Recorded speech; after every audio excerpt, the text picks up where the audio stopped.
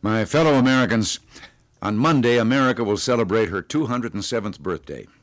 I love the 4th of July. I enjoy picnics and fireworks and long summer days.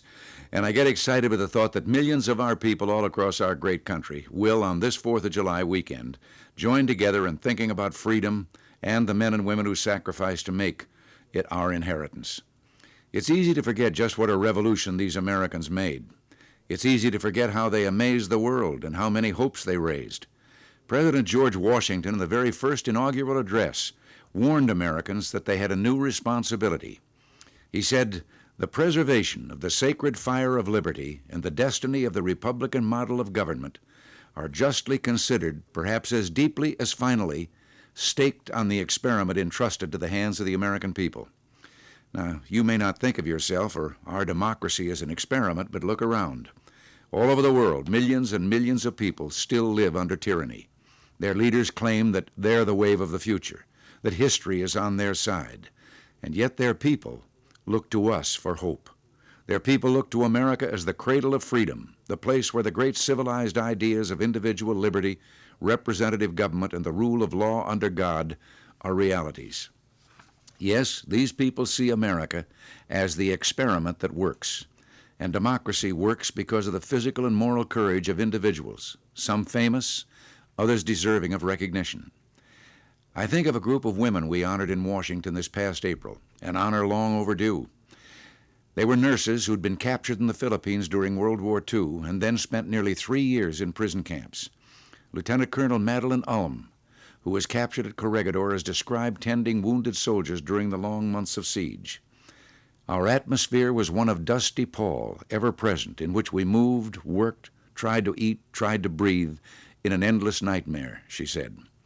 In Santo Tomas prison camp, Colonel Ullum and her fellow nurses quickly organized into shifts and began to care for other prisoners. They fought against diseases and starvation. They lacked medicine and equipment and food. But miraculously, every one of the 81 American women POWs had survived. These women would not describe themselves as extraordinary Americans. They simply volunteered to serve their country, and they chose to serve it with courage and hope. Their patriotism, as they gathered in Washington 40 years after their capture and imprisonment, remains strong and vibrant. Of course, we're accustomed to thinking of courage during a time of war, but democracy requires political courage as well. In 1954, when he was convalescing from a painful back operation, Senator John F. Kennedy had time to think about political courage. The result was a book entitled Profiles in Courage, in which he wrote, "In the days ahead, only the very courageous will be able to take the hard and unpopular decisions necessary for our survival in the struggle with a powerful enemy. And only the very courageous will be able to keep alive the spirit of individualism and dissent which gave birth to this nation, nourished it as an infant, and carried it through its severest tests upon the attainment of its maturity."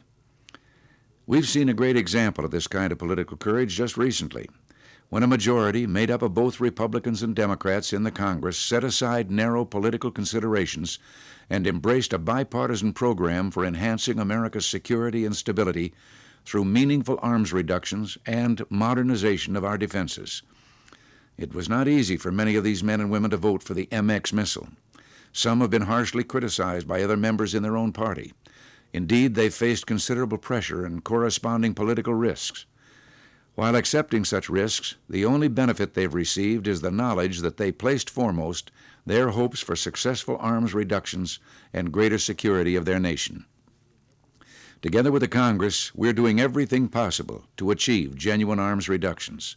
Our negotiators have been given instructions that provide greater flexibility in our negotiations with the Soviet Union. The proposals are fair, realistic, and would bring a much greater degree of stability for all the peoples of the world.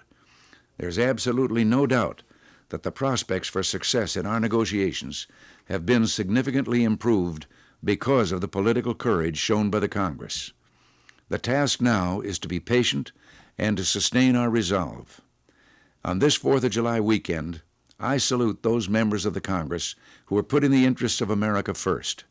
They're part of a long American tradition of proving democracy's critics wrong, of showing that we have the courage to stand up for what is right and what is necessary. Our democratic experiment is alive and well at year 207, And with the help of the kind of political leadership and vision that we've seen in recent weeks, we can count on many happy returns. Till next week, God bless you and God bless America.